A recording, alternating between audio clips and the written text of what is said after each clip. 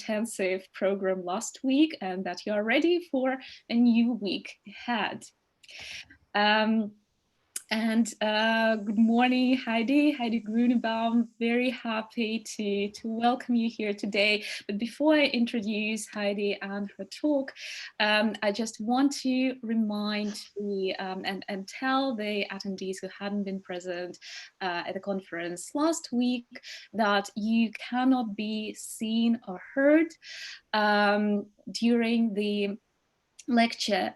Once the lecture is over, we'll open the floor to questions, and then please type your questions in the Q&A section, not in the chat section. So the Q&A is what we'll be looking at.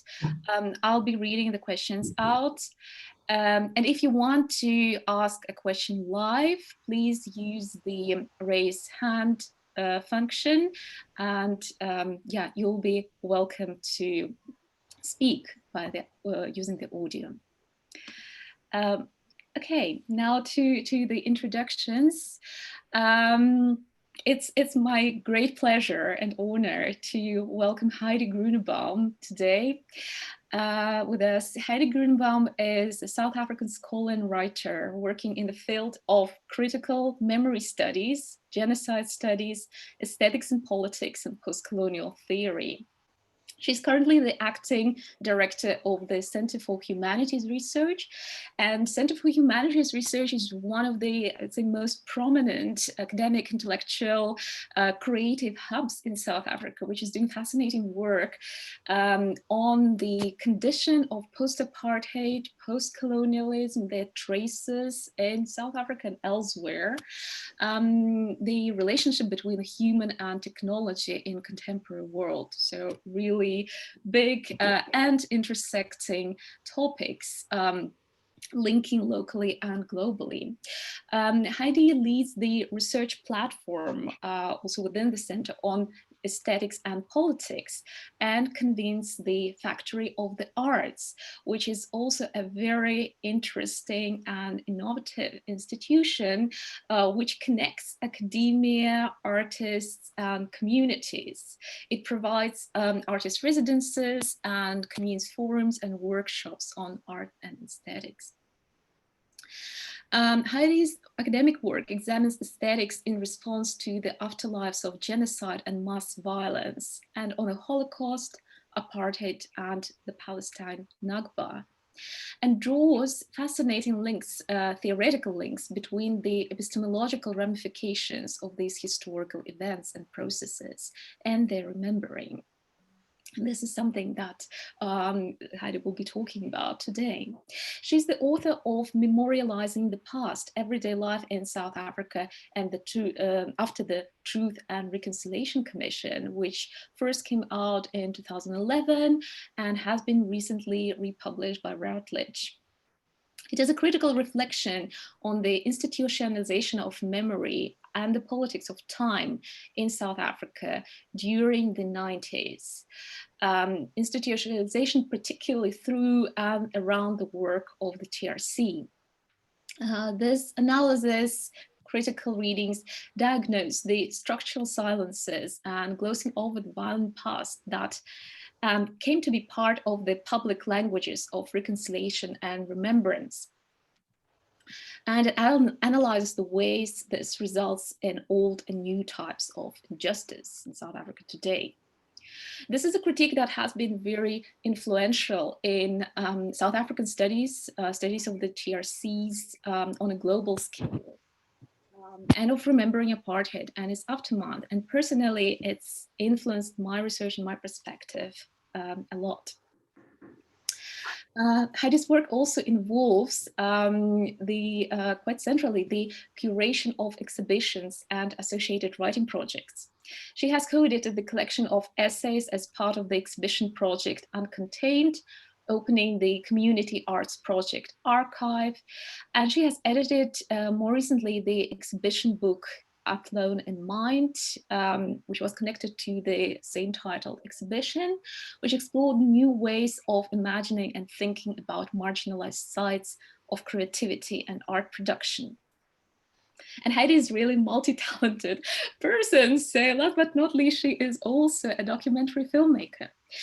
Together with Mark Kaplan, she made the award-winning film The Village Under the Forest, which is a personal meditation on the hidden remains of the destroyed Palestinian village of Lubia, which lies under a purposefully cultivated forest plantation called South Africa Forest. So it's a reflection on complicity, implicatedness, and ways of thinking about peaceful and dignified cohabitation in Israel-Palestine. Again, questions that come up and are central to today's lecture. Currently, Heidi is working on a book manuscript on non-partitioned aesthetics and on a new film on racism and Jewish memory politics in contemporary Germany. Today's lecture is titled Between Postcolonial Memory Politics and Imaginaries of Partition, the Question of Israel-Palestine. And this is here where I end, and welcome, Heidi, the floor is yours. I'm looking forward. Thank you so much, Xenia. Thank you so much, Helen. I don't know your last name, but you're certainly not just a tech person. The Post-Socialist Memory and Global Perspective Conference, this incredibly important and first, as I understand, installment of this conference wouldn't have gone ahead without the Just Tech support and staff and assistants that have been working so tirelessly in offstage, including the virtual offstage. So thank you, for your work, for your labor. And I know that you've been doing this for at least 1 week and you have another, so lots of strength, and my gratitude to you.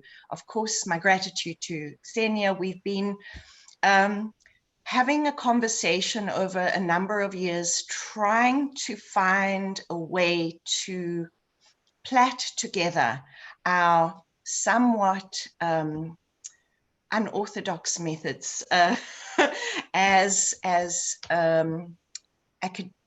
institutionally located scholars, and that raises interesting questions of method, which perhaps we can go back to at the end. I'd like to open with an epigraph from a letter written by Ariella Aisha Azoulay to the great scholar Sylvia Wynter, a scholar, writer, theorist, and novelist, playwright. And it's called Letter to Sylvia Wynter, Unlearning the Disappearance of Jews from Africa. It was published in July 2020, and it's a response to Sylvia Wynter's landmark essay, 1492, A New World View. So I'm going to read a little epigraph. This is Ariella. I joined you, Sylvia, in your endeavor to expose man's memories as simply one mode of being human, a white middle-class commitment to perpetuate, as you call it, in inverted commas, unimaginable evil. The Judeo-Christian I begin to understand as I write to you is one of the latest iterations of the imperial practice of assimilation, one that was materialized on a state scale with the Christian European interest in the state of Israel. I was born in this state, Israel, and I grew up to refuse to be ruled by the multiple bargains of its creation. I refused to become a memoryless Jew whose life was mutated and reformatted to begin only with the creation of the nation state. So I'll return to Ariella's epigraph, but let me start with my first section on post-colonial memory politics, which I take as both a personal prism, but also as a method of reading and a critical attitude. Like South African writer Sisonke Msimang, I am of the generation that came of age politically during the South African transition in the mid-1990s, early 90s to mid-90s, following the defeat of legal apartheid by the liberation movement, together with its civic coalitions under a democratic and united front. That political change occurred at a geopolitical conjuncture of a much wider transition, which to a large degree is the topic of this conference. And I think it's absolutely crucial and a critical set of questions that you're opening up. I'm coming at them only very obliquely. And all the more reason to be disappointed that I couldn't be with you in Moldova.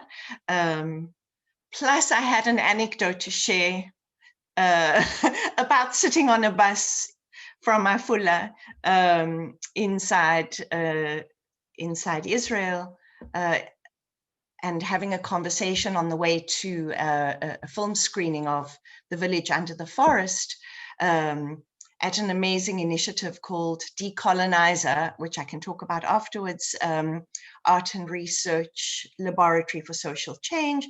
This is in 2015. And the entire bus trip was in conversation with a young immigrant from Moldova, an Israeli, citizen. She'd become a citizen. Anyway, I would have shared that if I was with you, but I'm not. Back to South Africa during this second and much larger transition, which was the end of the Cold War. South Africa's transition took place amidst a renewed intensification of the regime's counterinsurgency war, as apartheid's generals, politicians, and business people grabbed all they could, including major economic and social concessions. At the same time, a brutal civil war overlapped with the apartheid state's ongoing counterinsurgency war. And as these civil wars, these kind of mini civil wars unfolded across the land, many of us wondered where on earth the miracle narrative of a peaceful transition was developed. Certainly not on the killing fields of KwaZulu-Natal or in the Vaal townships or in the taxis moving across the Cape Flats of the Western Cape.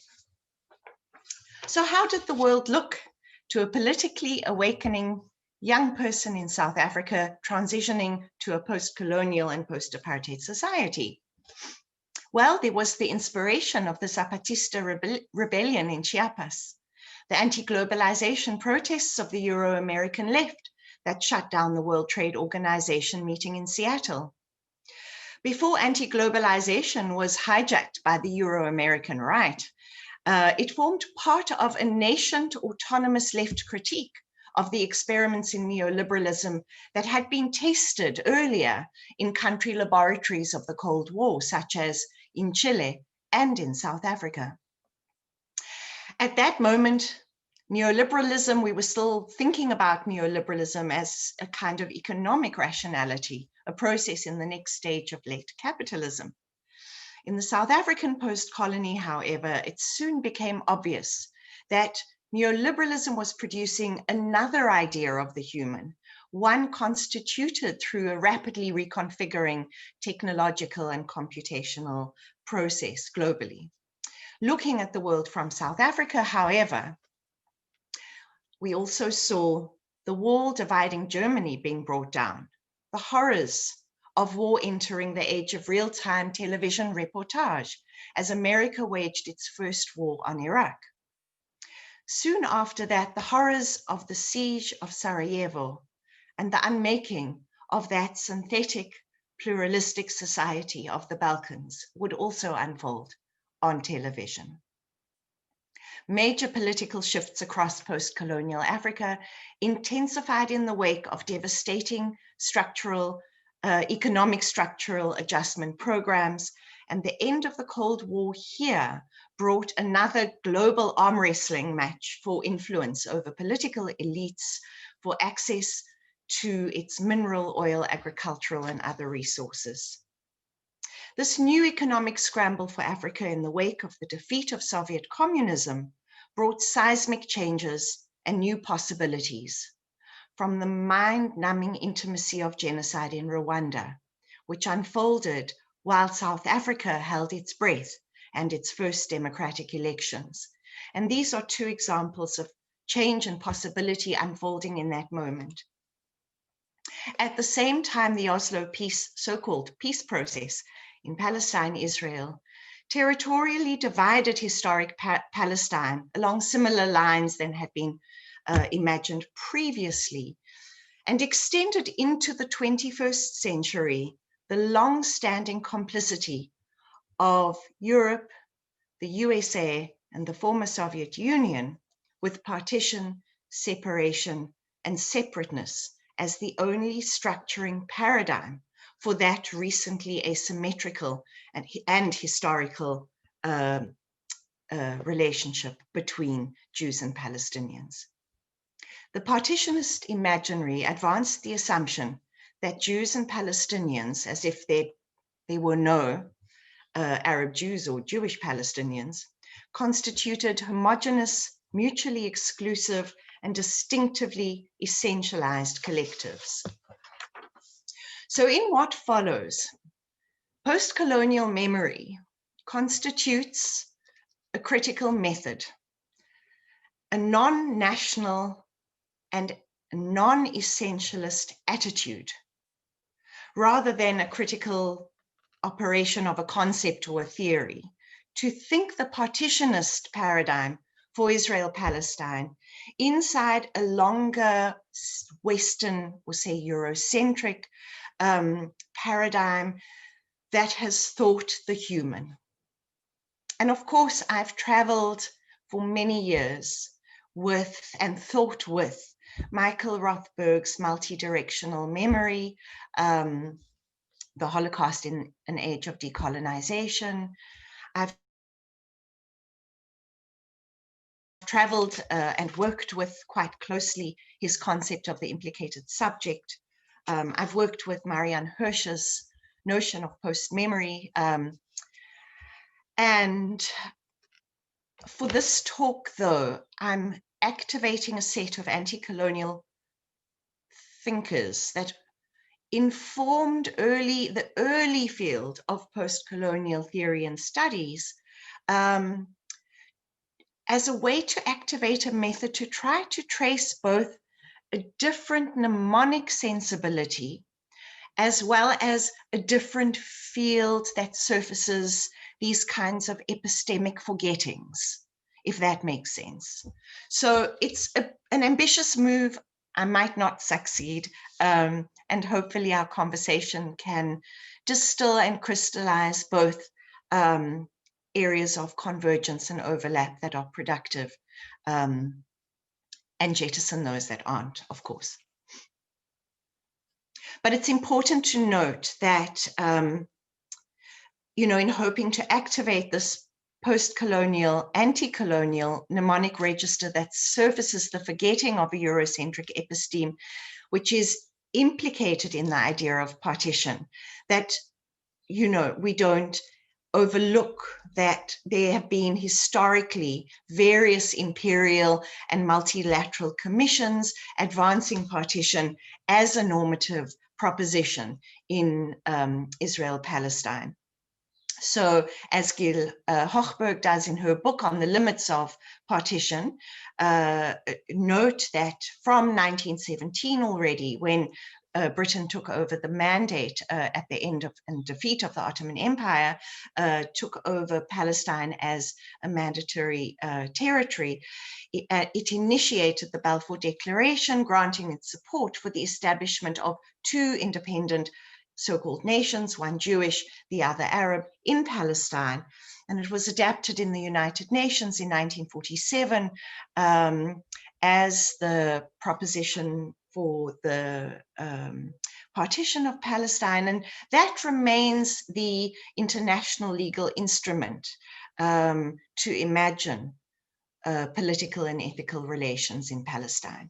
And of course, memory politics is deeply implicated in all kinds of political instrumentalizations, with some very strange bedfellows in the recent time, and particularly in kind of intellectual and academic spaces, policing and disciplining the limits of the sayable on the questions I'm hoping to raise today. So, as Xenia said,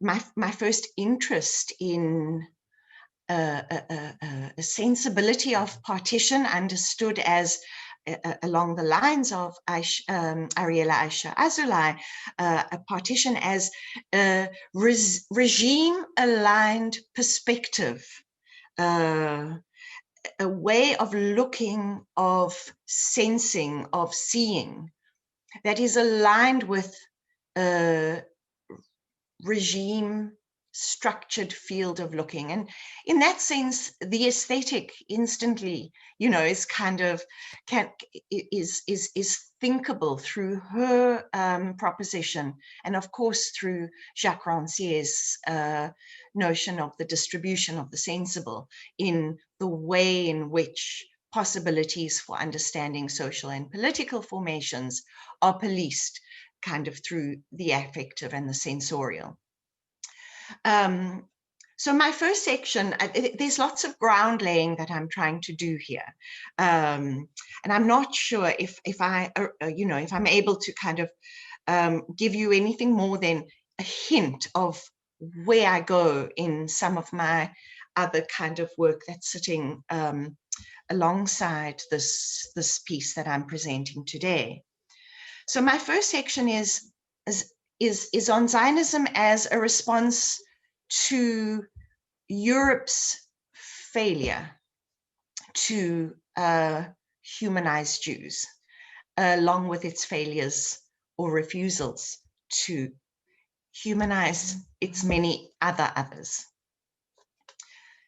Zionism is only one now hegemonic 19th and 20th century response by mainly European Jewish intellectuals to the failure of Europe to resolve its political theological conundrum it had named the Jewish question. Its Jewish question could not be unmade by other means than it had applied to its others, populations across the planet that had been incorporated, subjugated, and excluded through the European age of imperial expansion and colonial conquest. Those means were assimilation, segregation, expulsion, and extermination. In Palestine, between the end of the Ottoman Empire and the British Mandate in 1917 and the founding of the new Jewish state in 1948, the Zionist enterprise would remove Jews from a Europe to which they were denied belonging until only after the Holocaust and after the establishment of the Jewish state. Zionism was territorialized in Palestine, geographically outside of Europe, enthusiastically aided and supported by most imperial powers during the 19th and 20th century, and driven by Jewish settlers, refugees, and immigrants from Europe, Eastern and Western and Central Europe, initially through European techniques of colonization, conquest, expulsion, segregation, or separation for Palestinians, the victims of the victims, as Edward Said described this predicament, and assimilation for Arab and African Jews, or Zionism's Jewish victims, as Ella Shohat has poignantly put it. In addressing this predicament, Amnon Rakotskin and others propose that the Jewish collectivity in Palestine has to be rethought through and addressed from the perspectives of the victims of what he calls the nationalization of Jewish memory, that is, from the standpoint of Palestinians in Israel, Gaza, the West Bank, and the Palestinian diaspora, and differently, that of Arab and African Jews in Israel.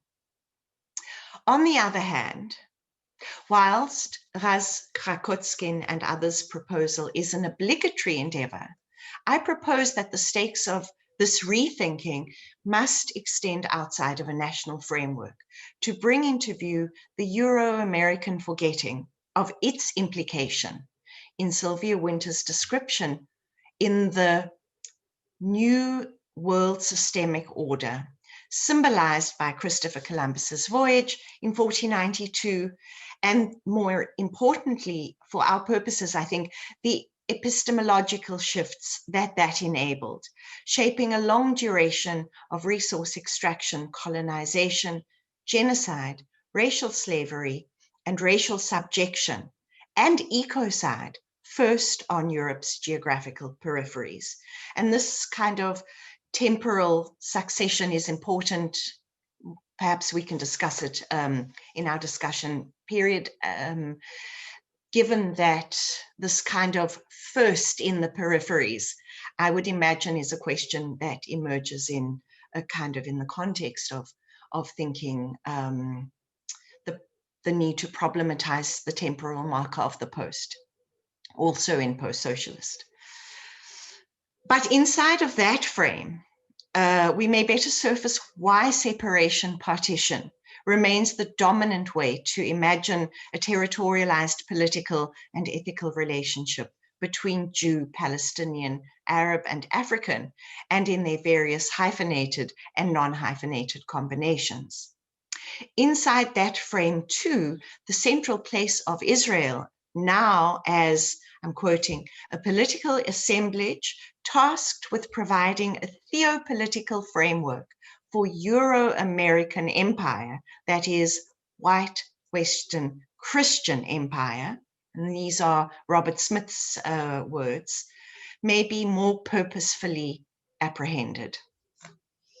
If biblical Zion became the discursive and geographical referent for the modern political movement of Zionism, a faction of which sought to establish a Jewish state in historic Palestine and succeeded, it also masks the mutual imbrication of European political and theological concepts that mark Jews and Arabs as its theological, political, and then racial enemies. And this is something that Edward Said has commented on, the kind of substitutability of in the long kind of and shifting changes in anti-Semitic discourses of Europe, the way in which Arabs came to take the place that Jews had held up until very recently in the 20th century. And this, I would argue, if there are Palestinian and Israeli colleagues in particular thinking any of these questions on the session, I think these are questions which have consequence in relation to imagining a revitalized Palestinian national movement along with its Jewish Israeli adherents for the future of the place called Israel-Palestine. It also has consequence for how contemporary configurations of Christian imperialism as Christian Zionism undergirds intellectual and political movements associated with contemporary emergent right-wing populisms and exclusionary ethno-nationalisms across the world. And this is a very contemporary kind of unfolding.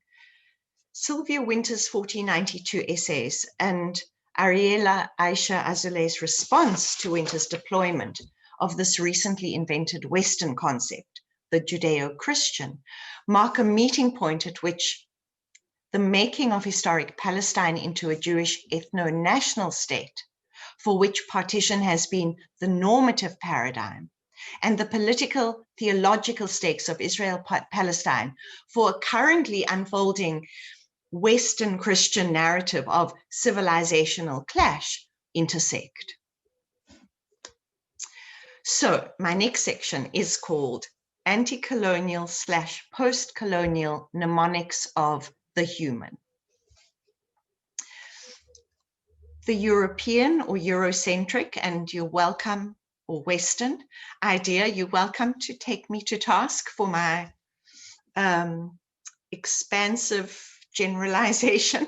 I realize that I'm speaking to colleagues in the former Soviet Union, and so concepts of territorial peripheries and minoritized epistemes might fall very differently there. But, you know, hopefully through this kind of post-colonial sensibility and attitude, a kind of critical method rather than theoretical apparatus that I'm trying to think with in my my itinerary today, hopefully there's, you know, that resonates as well. There might be something useful in that for us to think together, because I realize that this, you know, the West or the Eurocentric might be heard differently, and for sure falls into different fields of meanings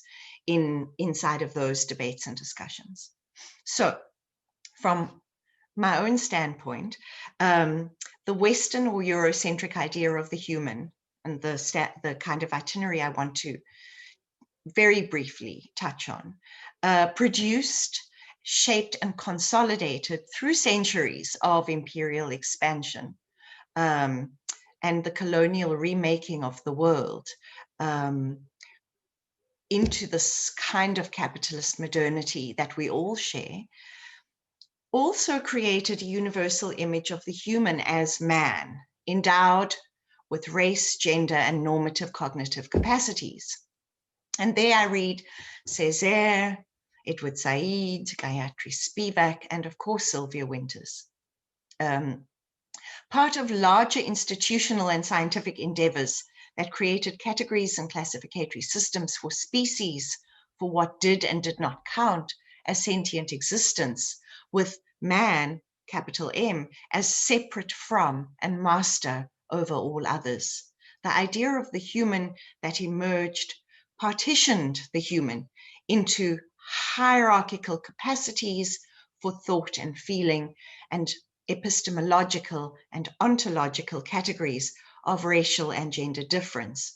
And these have been theorized by the likes of Frantz Fanon, Albert Memmi, and Oyeronke Oyewumi.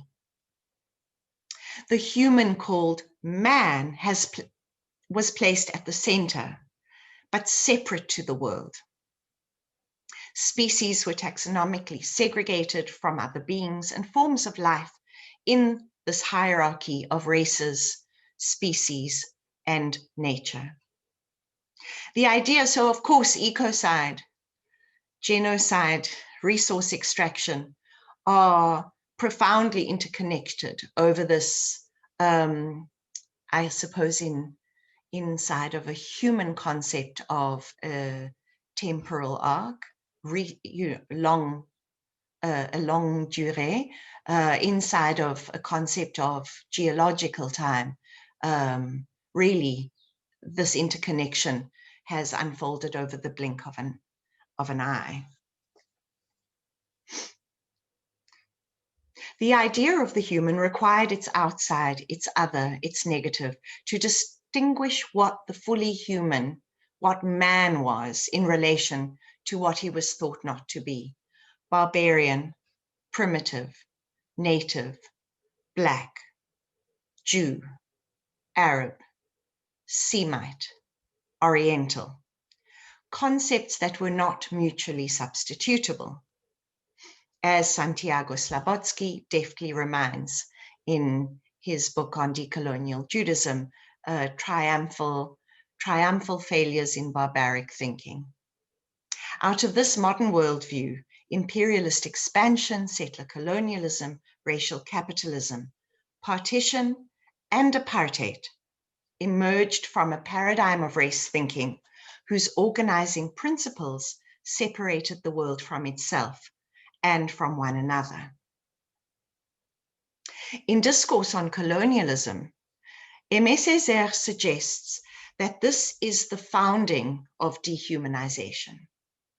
So in other words, the aspiration is to retrieve the mnemonic trace of other notions and concepts of the human, rather than the constitutive one, which founded dehumanization and for which the struggle for inclusion has so far led to disappointment and failure.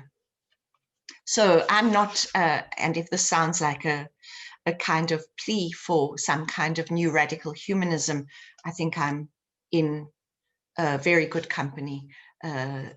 Almost all of the thinkers and writers that I've invoked, along with a very rich radical tradition of Black, African, Arab, and other humanist thought, argues for other humanisms which don't necessarily institute the concept of the human on a notion that always already dehumanizes.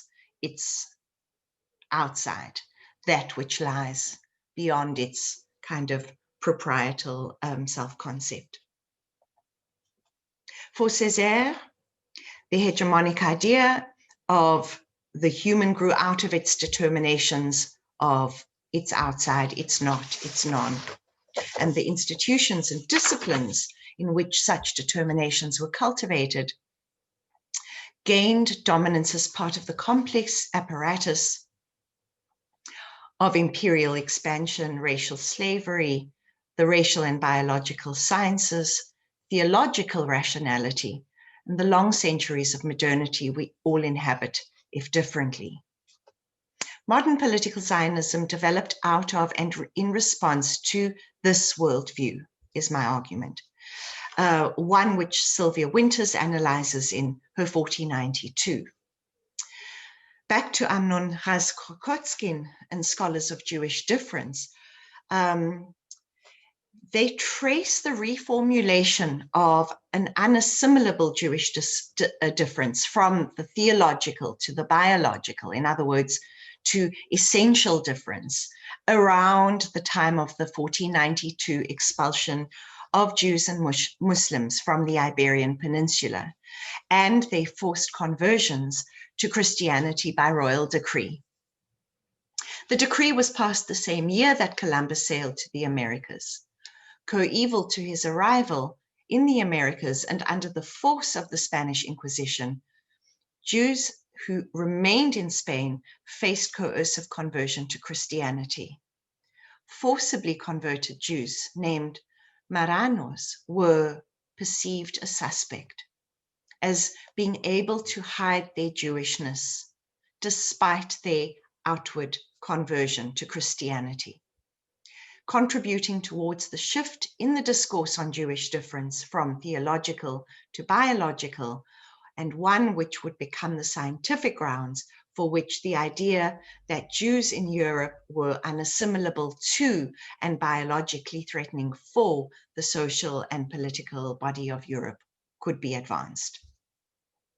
If dehumanization is an epistemological and ontological process constituted through a normative concept of man thought as human, its physical trace is made visible along trajectories that mark racial, ecological, extractive, and annihilatory violence. So I'm going to quote from Aimé Césaire. I'm only halfway, so if I need to skip, if I can ask you, Xenia, just to alert me. No? Okay, super. So I'm citing from Césaire. Between colonizer and colonized, there is room only for forced labor, intimidation, pressure, the police, taxation, theft, rape, compulsory crops, contempt, mistrust, arrogance, self-complacency, swinishness, brainless elites, degraded masses. No human contact, but relations of domination and submission, which turn the colonizing man into a classroom monitor, an army sergeant, a prison guard, a slave driver, and the indigenous man into an instrument of his production. Césaire's argument that colonization is thingification resides in his critique of the instituting idea of the human as man. In those terms, the colonized is at once not human, but instrument, thing, unit of labor, object for quantification and measurement. Anti-Black racism is a structural feature of the modern world, in part because the idea of the human, stamped as man, remains dehumanized, imprinted with the afterlives of racial slavery, colonization, and the making of modern racial states.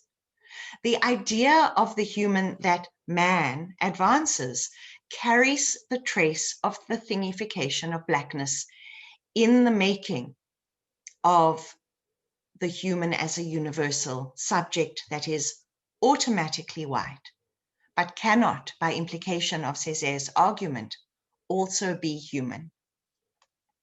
With Islamophobia and anti-Semitism, racial subjectivation inheres in the very idea of the universal subject, inflecting its constitutive non-human humans with the different and hierarchically distributed aspects and qualities.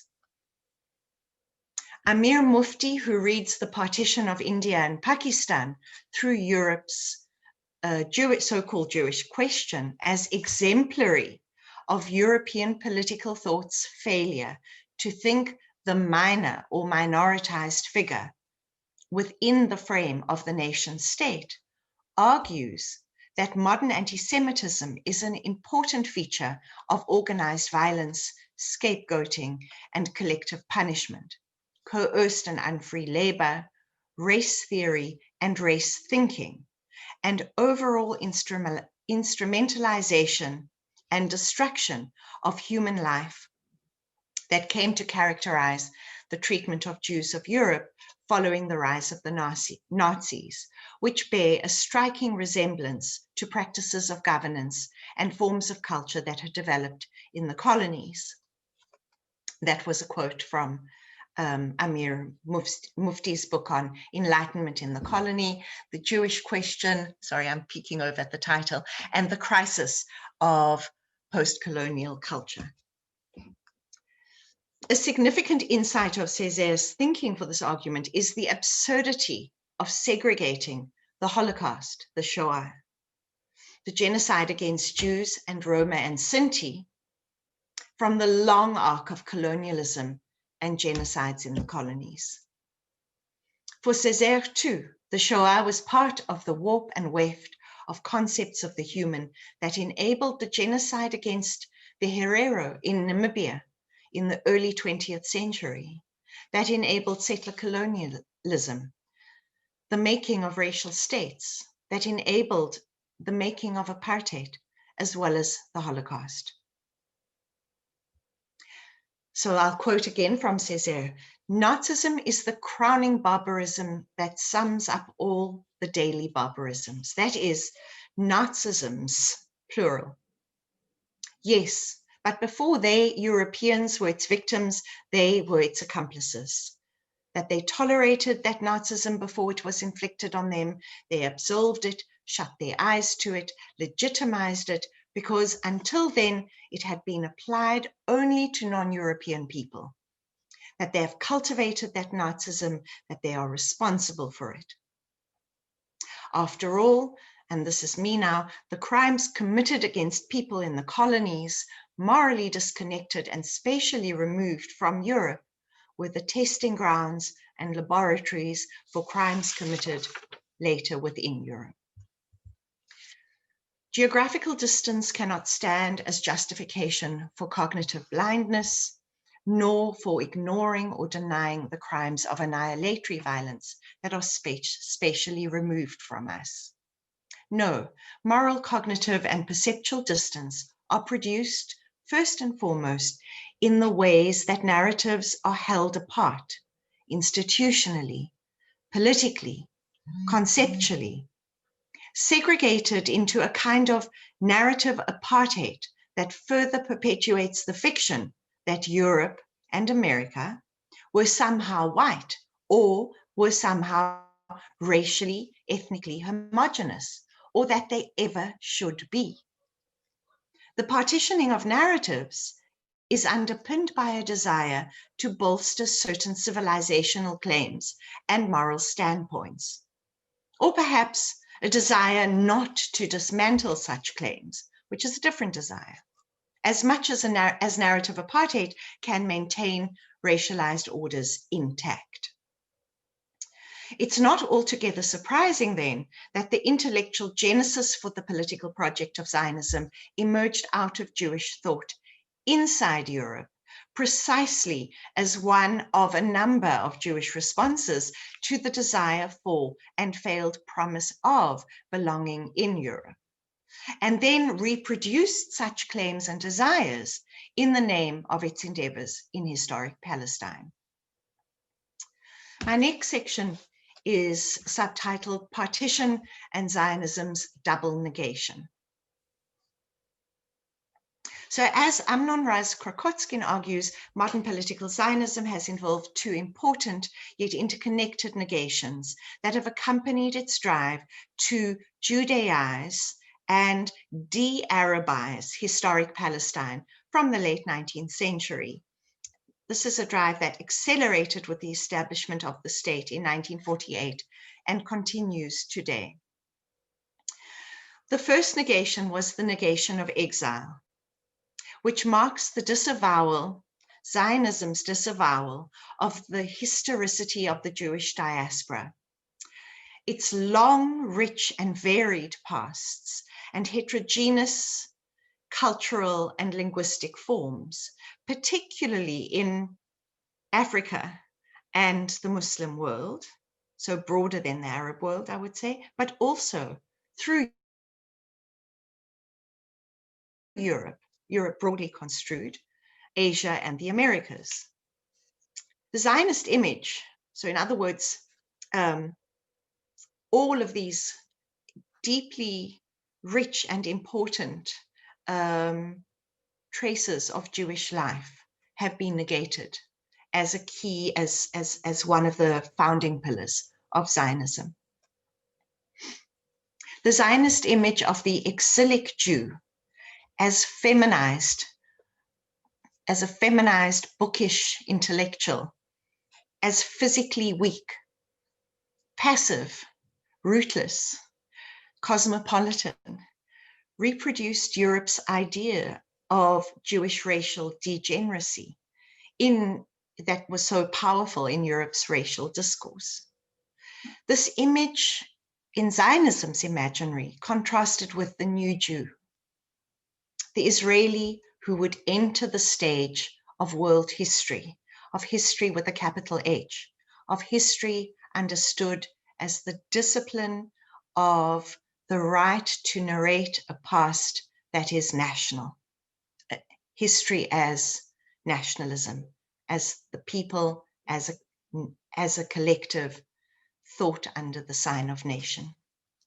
Liberated from oppression and persecution to form a people remade into warriors, farmers, and workers on a territory that was characterized as waiting to be redeemed from its indigenous inhabitants. So a territory characterized as somehow passive until the return, this return to Zion, which is another name for Zion, is another name for Jerusalem.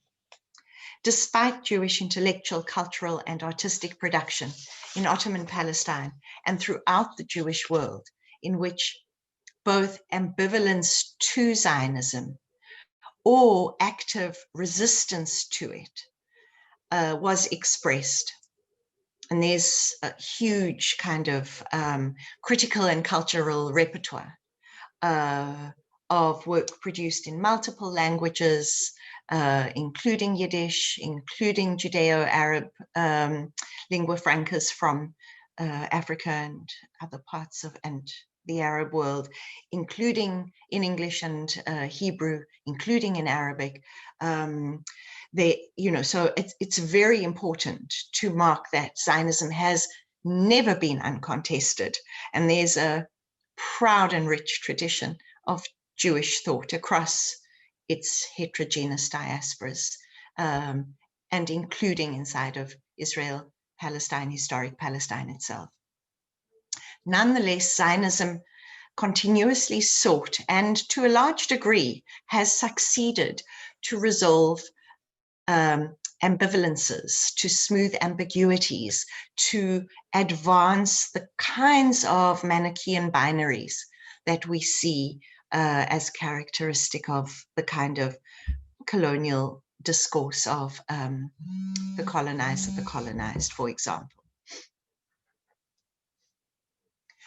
This negation was narrated through twinning two narratives as foundationally national. Firstly, the Shoah, the Holocaust, and secondly, Zionism as a primordial Jewish attachment and entitlement to live and exclusively govern over historic Palestine.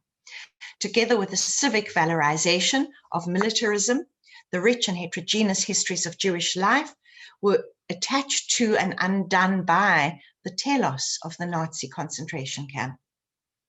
And this attachment is particularly important to understand. For the instrumentalization of the Holocaust in Israeli national memorial narratives work to justify the militarization of everyday life in Israeli society and the ongoing colonization and occupation of Palestinian lives and lands. Israeli nationalist narratives and national commemorative days, as Yael Zerubbabel and others very persuasively argue, and these are also observed in the Jewish diaspora, deploy a collective sense of existential precarity in the afterlife of the Shoah in order to mobilize the political and military project of the regime as one under the pretext of ensuring exclusive collective Jewish safety and security. And safety and security is a very particular discourse that is, in the 21st century has come to land in and be taken up by other political discourses that are not necessarily Israeli, but converge with how that discourse plays out politically in Israel. Most particularly, I think, after September 2001, that kind of the tropes of that discourse have been deployed in a range of ways. I can talk about that later. Granting admission of and into a Eurocentric concept of modernity, Zionism's negation of exile became a justificatory narrative for Israel's law of return, which was passed in July 1950, one of its basic laws that confer automatic political rights of citizenship to Jewish people, wherever they are in the world, to return, or rather to ascend to Zion, to Israel. So by force of law, the negation of exile, in effect, a negation of the people of the book, enabled a people who were not a people to be remade into a national people. And, Lyotard's, I think, very important Heidegger and the Jews is a text that I'm persuaded to return to in order to read this, the kind of complexity of this inheritance for this moment. As a negation of millennia of Jewish exile, Zionism points at once to the failure of the European project of assimilation of Jews into its polities, to the force of the European idea of secular nationalism, as well as to the limits of the secular for nationalism. And I'm not going to go into all of these these points. While Zionist thought advanced a secular nationalist vision for a Jewish state in historic Palestine, based on a Jewish return to the land, and was inspired by a wide range of Jewish sources, the reformulation, and I'm quoting here, from Ras Krokotskin, the reformulation of the theological myth in modern Romantic terminology marked a radical change in the Jewish perception of time, as that perception, as that concept of temporality had been embodied in terms of exile and redemption, as well as deferral. Deferral was a key concept of the Jewish perception of time, and an adaptation to the Christian perception of history. And this is Ras Krokotskin, but I think Yosef Yerushalmi's Zachor, Jewish History and Jewish Memory, kind of makes a very similar argument, aligning slightly different genealogy of thinkers to do so. Zionism's second negation arises from the understanding of the settler colonial project of return, of Jewish return, as redemption of the land. A spiritual, political, material redemption from its then current inhabitants, the Palestinians. So this second negation constitutes the grounds of the negation of the collective existence of Palestinians. The redemption of the land has been the negation by which Palestinians have been made to disappear, including the destruction and replacement of the material traces of their collective existence prior to the Nakba, the expulsion and depopulation of Palestinians during the 47-48 war for Palestine. The return of Palestinian refugees and the restitution of their lands and property continue to be disavowed and abrogated. In addition to pre-state institutions that were established in the late 19th and 20th century to purchase or redeem the land as institutional instruments for the redemption of the land, such as, for example, the Jewish National Fund, which was established in 1901, redeeming the land has involved refashioning Israel's topography, an aesthetic endeavor in which archaeological, historical, historiographical, archival, and cartographic imaginaries, political claims, and moral narratives were produced through territorial, discursive, militarist, and settler colonial modes of coercive placemaking. And here I turn to the very important work of Nadia Abu al-Hajj, Walid Khalidi, Salman Abu Sita, and the recently passed 2 weeks ago, Meron Ben Benisti, amongst many other thinkers across these thematic areas. To unravel the work of Zionism's narrative of Jewish return to the land of Israel as Judaized, Hebraicized land is to catch a mere glimpse of the scale of endeavor by which collective Palestinian life was obliterated in the making of a national Jewish one in Palestine, traces of which remain inscribed in the very name given to this obliteration, the Nakba, which means catastrophe. The extent to which the territory of the modern state constitutes a vast cemetery of village ruins is not only to encounter the spatial traces of the historical disavowal of the second of Zionism's negation, but also to apprehend the materiality and discursively asymmetrical grounds that such negation implies for Palestinians in its long shadow.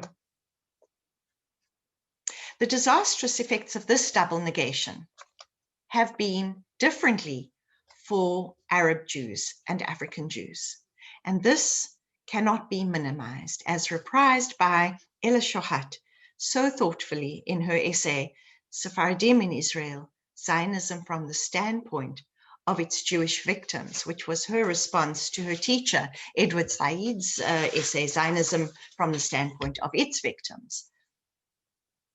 If Zionism was a response by European Jews to the failure of the political promise of assimilation and incorporation in Europe, and to the catastrophic genocide that stands as the outcome of that failure, it also promised to make Jews into Europeans in their own state outside of Europe, the culmination, as it were, of the politics and memory politics of an essentialized, nationalized, collective Jewish subject. If the state was outside the geographical imaginary and civilizational narratives of Europe proper, as it had to be, Zionism would bring and embody European imaginaries and civilizational narratives to Israel, to the East.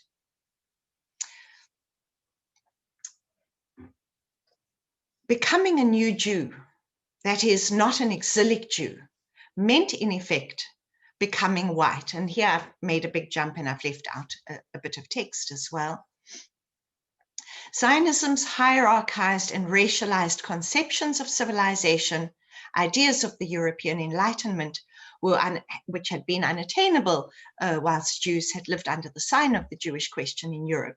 In Israel, however, the Orientalist discourses of the state and its discourses on Africa and the Middle East, including those that reproduced the concepts of civilization, binaries of civilization and barbarism, saw African and Arab Jews as barely assimilable barbarians. Their Jewishness meant that, according to the logic of Zionism, they had to be incorporated through assimilationist practices. And that's a very long and complex and very important part of the story of undoing Zionism's partitionist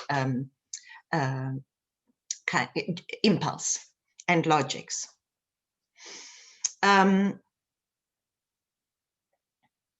So these discourses, racial discourses, informed Israel's political rhetoric and assimilationist practices. Ella Shohat cites Israel's founding Prime Minister David Ben-Gurion, his description of Moroccan Jews as savages, and later Prime Minister Golda Meir's conviction that since Arab Jews were from, quote, another less developed time, the question was open as to whether or not it was possible to, quote, elevate these immigrants to a suitable level of civilization. So scholars who have investigated these racial fantasies and formations, which are very important and reproduced through all kinds of cultural apparatus, such as in the making of national cinema, and Ella Shohat's work has been absolutely invaluable in this regard, amongst others.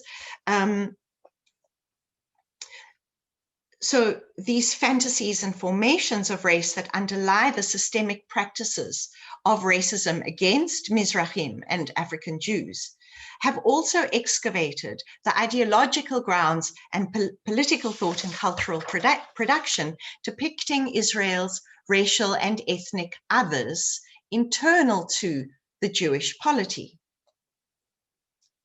Nonetheless, the primary fault line along which both the contradictions of Zionism and the logics of partition are understood are those between Palestinians and Israelis.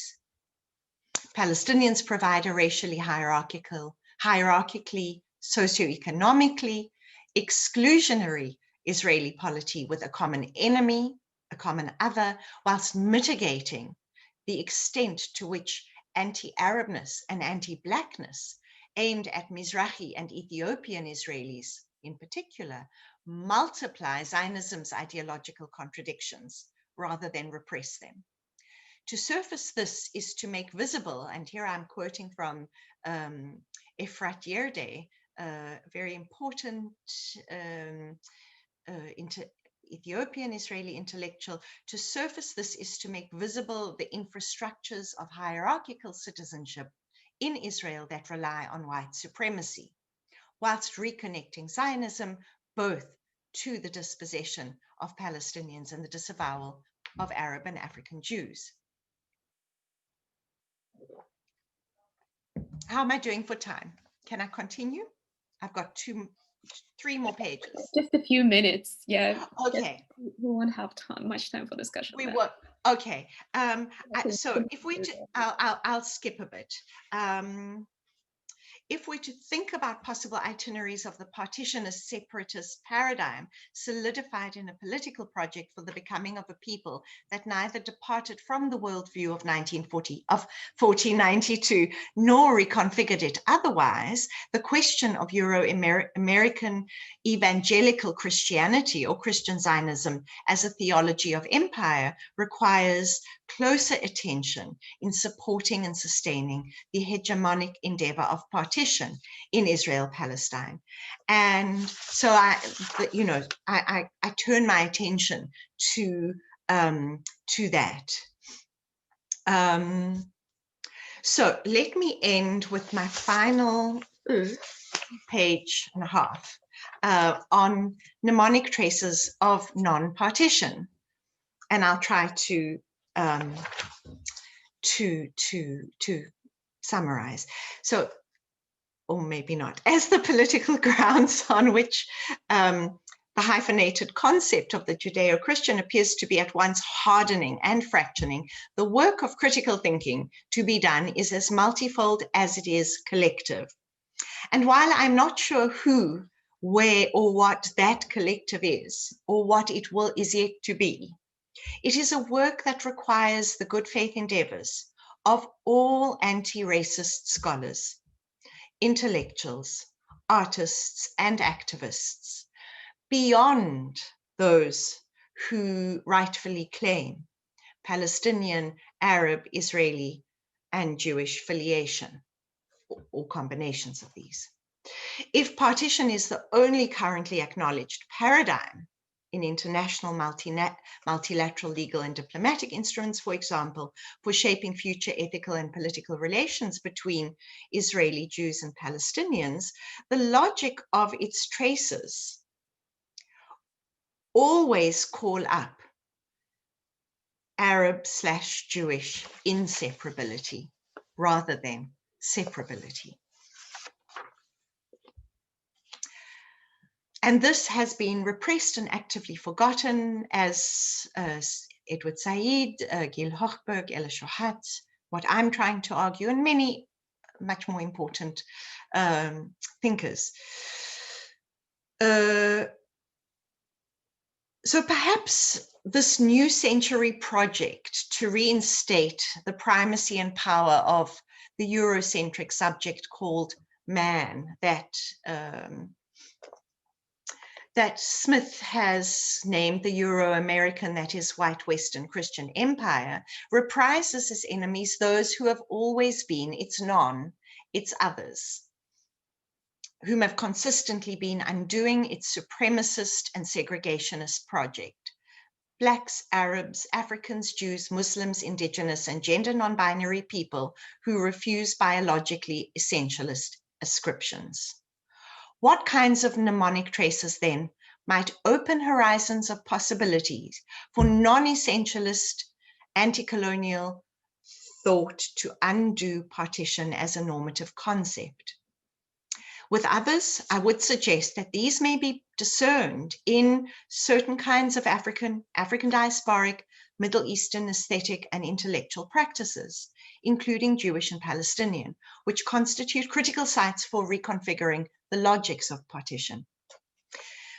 For example, Bashir and Amos Goldberg's endeavor to create a new conceptual, political, and ethical framework to engage the Shoah and the Nakba together argue that the question of Israel-Palestine should be viewed as a locus in which the Holocaust and post-colonial histories collide and even merge into each other.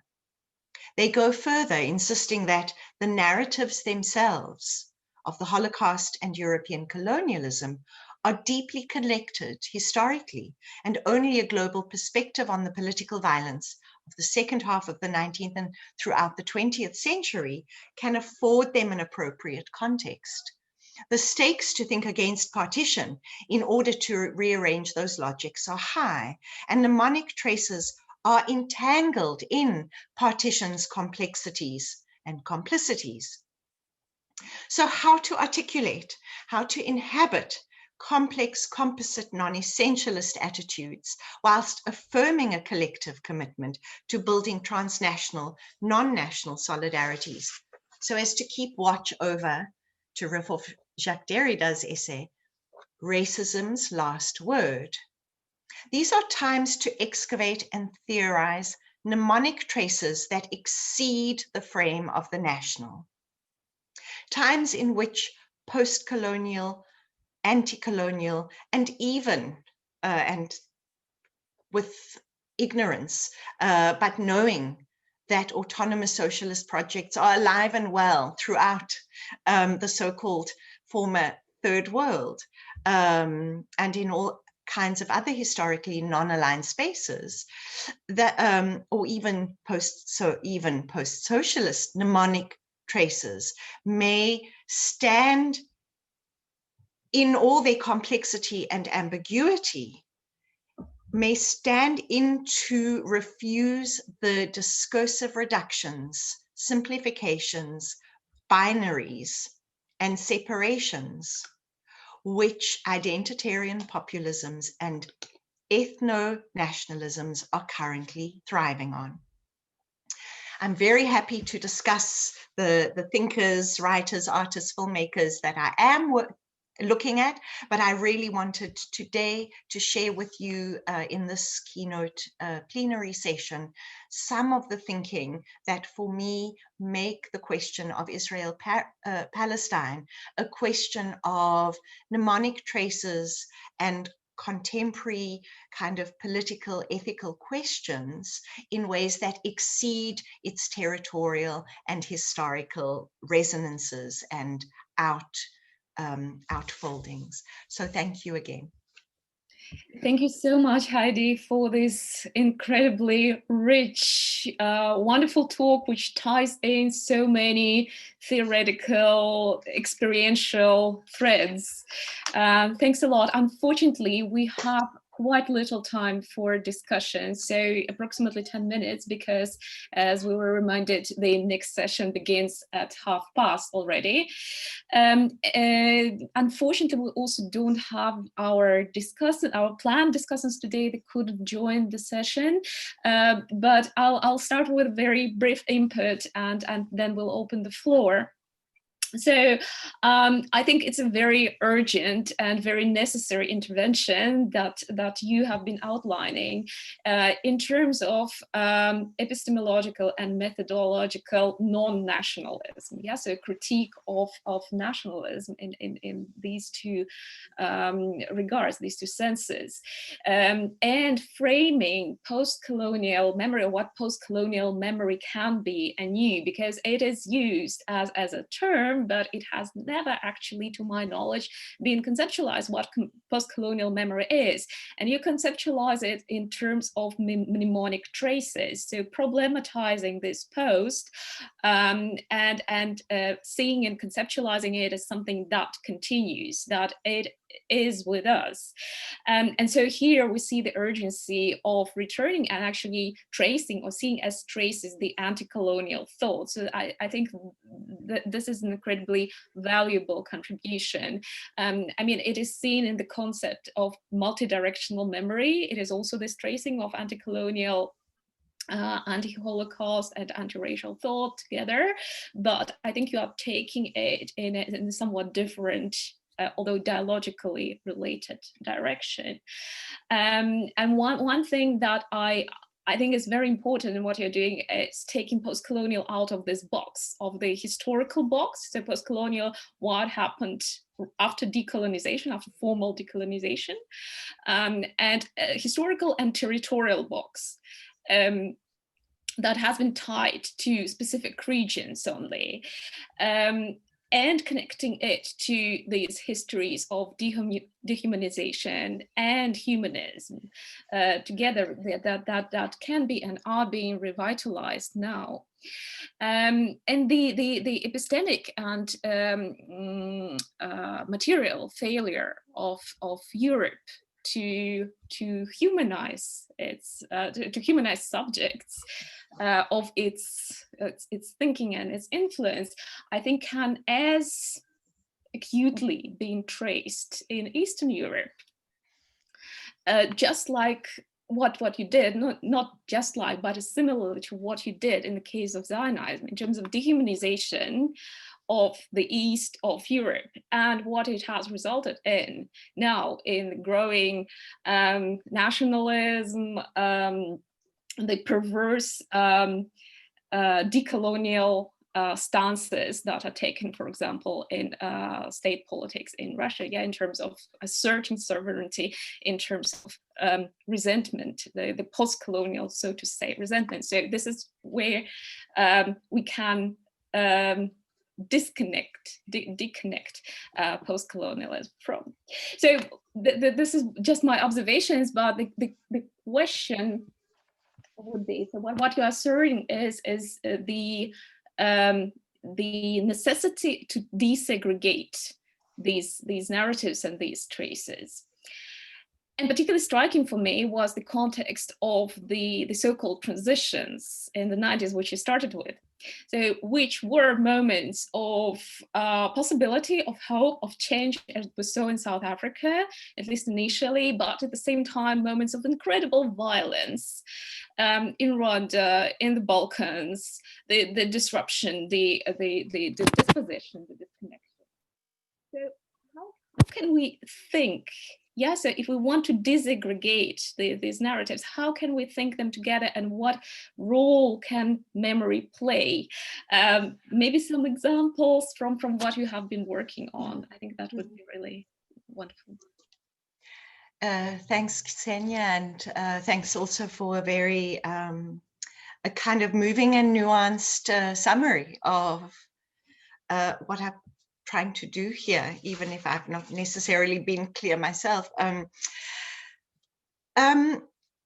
So I think that, I mean, one of the ways I've been trying to read these possibilities for disaggregation is through thinking with and engaging